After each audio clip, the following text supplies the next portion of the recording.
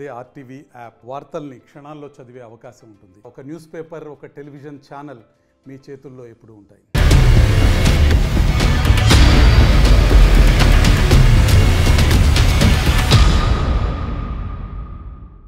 ఆంధ్రప్రదేశ్లో ఎన్నికలు దగ్గర పడుతున్న కొద్దీ రాజకీయ వేడి కూడా పతాక స్థాయికి చేరుకుంటోంది.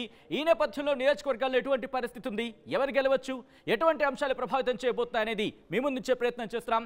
దానిలో భాగంగా ఈరోజు మనం మాట్లాడుకుంటున్నాం ఉమ్మడి పశ్చిమ గోదావరి జిల్లాకి సంబంధించి. అవును, ఉమ్మడి పశ్చిమ గోదావరి జిల్లాకు సంబంధించి మరో ఆసక్తికర నియోజకవర్గం నరసాపురం. నరసాపురంలో అక్కడ ఎవరు బరిలోకి దిగుతున్నారు, ఏ పార్టీ నుంచి, ముందుగా చూద్దాం. ఆ తర్వాత డీటెయిల్గా మాట్లాడుకుందాం. Here it is. వైసీపీ నుంచి బరిలోకి దిగుతున్నారు ముదునూరి ప్రసాద్ రాజు, అలాగే తెలుగుదేశం, జనసేన, బీజేపీ కూటమి అభ్యర్థిగా జనసేన నుంచి బరిలోకి దిగుతున్నారు బొమ్మిడి నాయకర్. ముందుగా వీళ్ళ ప్రొఫైల్స్ చూద్దాం, ఆ తర్వాత ఇంకా డీటెయిల్గా మాట్లాడుకుందాం. వైసీపీ నుంచి బరిలోకి దిగుతున్నారు ముదునూరి ప్రసాద్ రాజు. ఈయనకు సంబంధించిన ప్రొఫైల్ కనుక మనం గమనిస్తే క్షత్రియ సామాజిక వర్గానికి చెందిన నేత, ఇంటర్ చదువుకున్నారు. 2004లో కాంగ్రెస్ నుంచి పోటీ చేశారు, ఓటమిని చవిచూశారు. 2009లో మళ్ళీ ఎమ్మెల్యేగా పోటీ చేశారు, గెలిచారు ముదునూరి ప్రసాద్ రాజు. ఇంకా ఈయనకు సంబంధించిన ప్రొఫైల్ కనుక చూస్తే వైఎస్ఆర్ మరణం తర్వాత వైసీపీలో చేరారు. 2012 ఉప ఎన్నికల్లో ఆయన పోటీ చేశారు, కానీ ఓటమిని చవిచూశారు. 2014లో ఆ చెంటలో పోటీ చేశారు, ఓడిపోయారు. మళ్ళీ 2019లో తిరిగి నరసాపురంలో పోటీ చేశారు, గెలిచారు ముదునూరి ప్రసాద్ రాజు. ఇది ఈయనకు సంబంధించిన ప్రొఫైల్. తెలుగుదేశం, జనసేన, బీజేపీ కూటమిలో భాగంగా జనసేన నుంచి బరిలోకి దిగుతున్నారు బొమ్మిడి నాయకర్. ఈయన ప్రొఫైల్ కనుక గమనిస్తే మత్స్యకార సామాజిక వర్గానికి చెందిన నేత, డిగ్రీ చదువుకున్నారు. 2009లో తెలుగుదేశంలో చేరారు.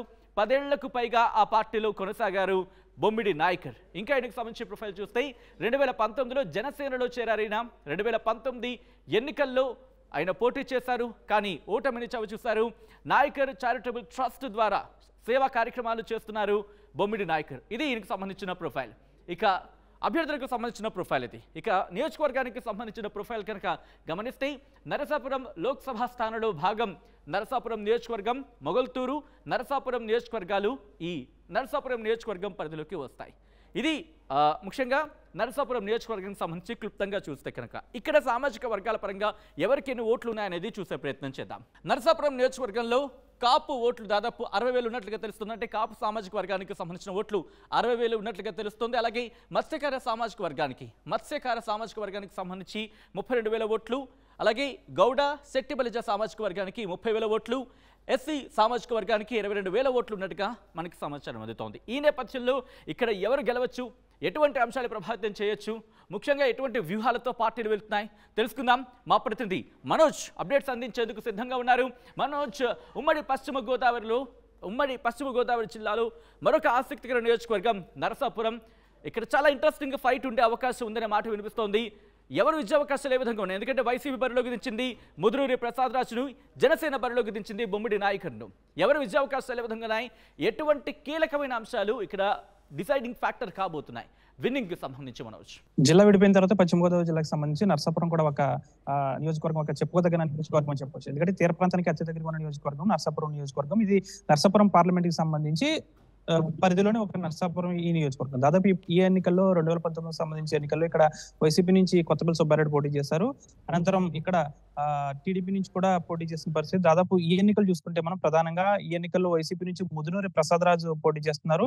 ఎన్డీఏ కూటమి తరపున బొమ్మిడి నాయకర్ పోటీ చేస్తున్నారు. బొమ్మిడి నాయకర్ మత్స్యకార సామాజిక వర్గానికి చెందిన వ్యక్తి. దాదాపుగా కూడా ఇక్కడ ఎప్పటి నుంచో కూడా ఆయన ఇక్కడ అనేక సేవా కార్యక్రమాలు చేస్తున్నారు. నాయకర్ అనే ట్రస్ట్ ద్వారా కూడా సేవా కార్యక్రమాలు చేస్తున్నారు. మనం వైసీపీ ఎమ్మెల్యే ప్రసాద్ రాజు గురించి చెప్పుకోవాల్సిన విషయం ఏంటంటే ఇక్కడ జిల్లా కేంద్రం ఏదైతే ఉందో నరసాపురం జిల్లా కేంద్రం కావాలి, కానీ జిల్లా కేంద్రాన్ని చీఫ్ విప్ పదవి కోసం ఆయన తాకట్టు పెట్టేసి భీమవరం పంపించేశారు. కేవలం జిల్లా కేంద్రం నరసాపురం కాకపోవడానికి ప్రధాన కారణం ప్రసాద్ రాజు అని చెప్పి ఇటు టీడీపీ, జనసేన, బీజేపీ వర్గాలు పెద్ద ఎత్తున ప్రచారం కూడా చేపట్టాయి. దాదాపు కొత్తపల్లి సుబ్బారెడ్డి వైసీపీ నుంచి కూడా పక్కకి రావడానికి ఈ చీఫ్ విప్ ఎవరైతే ఉన్నారో ప్రసాద్ రాజు ఒక కారణం అని చెప్పాలి. దాదాపుగా కూడా ప్రసాద్ రాజు విషయానికి వస్తే ఆయనకి డిమెరిట్స్ చూసుకుంటే దాదాపుగా కూడా ఎక్కడా కూడా అవినీతి అక్రమాలు చేస్తూ ఉంటారు. దాదాపు కూడా గోదావరికి గట్టు పక్కన ఆయన అనుమతులు లేకుండా కూడా భవనాన్ని నిర్మించారని కూడా చెప్తున్నారు. పూర్తిగా కూడా మట్టి మాఫియాకి సంబంధించి ఆయన కీలక పాత్ర పోషిస్తూ ఉంటారు ఉంటారని కూడా టీడీపీ నాయకులు పెద్ద ఎత్తున ప్రచారం చేస్తూ ఉంటారు. ఇవన్నీ కూడా ఆయనకి మైనస్లు అని చెప్పొచ్చు. ఇటు ఎన్డీఏ కూటమి అభ్యర్థి విషయానికి వస్తే బొమ్మిడి నాయకులు అనేక సేవా కార్యక్రమాలు చేశారు.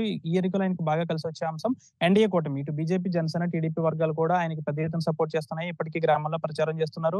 దాదాపు వాళ్ళ కుటుంబ సభ్యులు కూడా ప్రచారం చేస్తున్నారు పరిస్థితి. ఇటు ఎవరైతే ప్రసాద్ రాజు ఉన్నారో వైసీపీ తరపు నుంచి ఆయన కుటుంబ సభ్యులతో పాటు అందరూ కూడా పెద్ద ఎత్తున ప్రచారం చేస్తున్నారు. అయినప్పటికీ కూడా నర్సాపురం మనం చూసుకుంటే దాదాపు కూడా 90% విజయ అవకాశాలు బొమ్మిడి నాయకరికే కనిపిస్తున్నాయి. ఆయన పెద్ద ఎత్తున ప్రజల్లో ఎప్పటి నుంచో ఉంటున్నారు.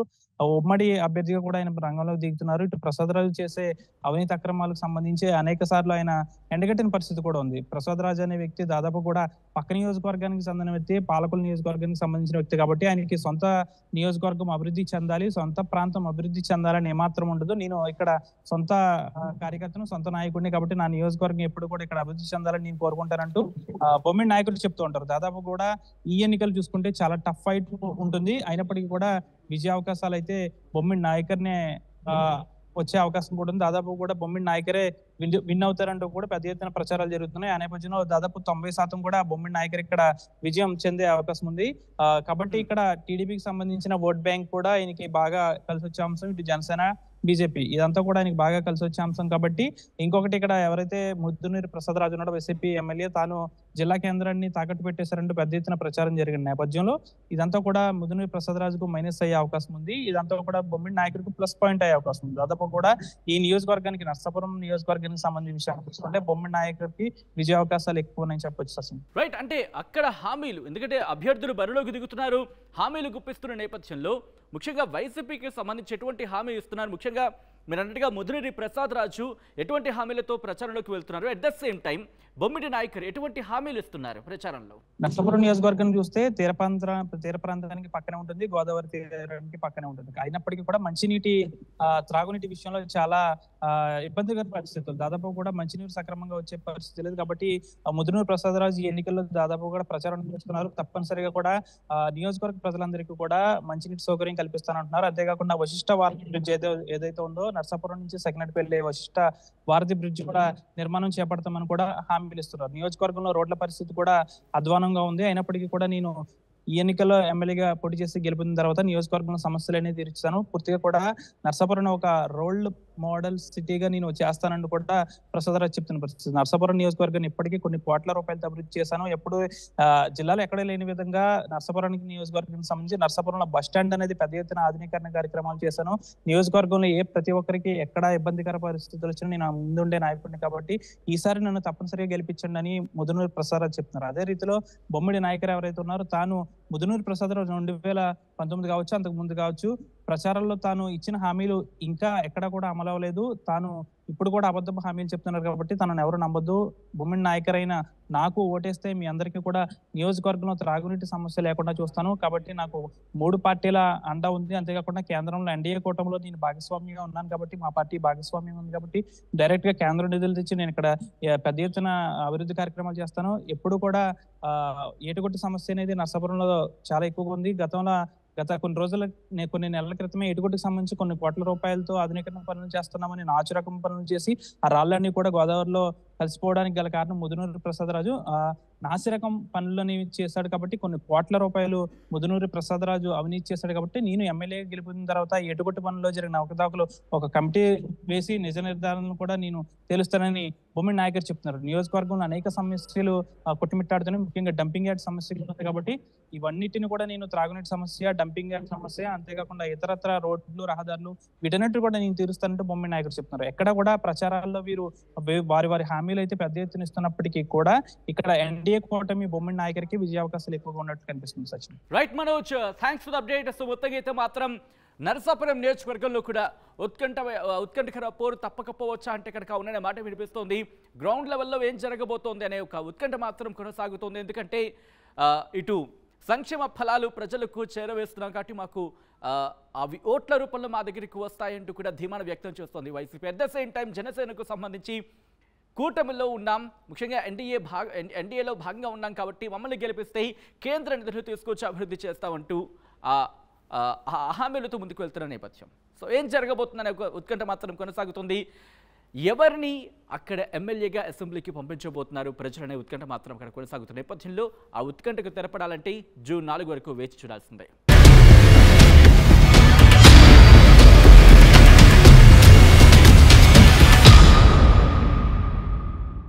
మరిన్ని వీడియోస్ కోసం ఛానల్ ని సబ్స్క్రైబ్ చేయండి. లేటెస్ట్ అప్డేట్స్ కోసం వాట్సాప్ ఛానల్ ని ఫాలో చేయండి.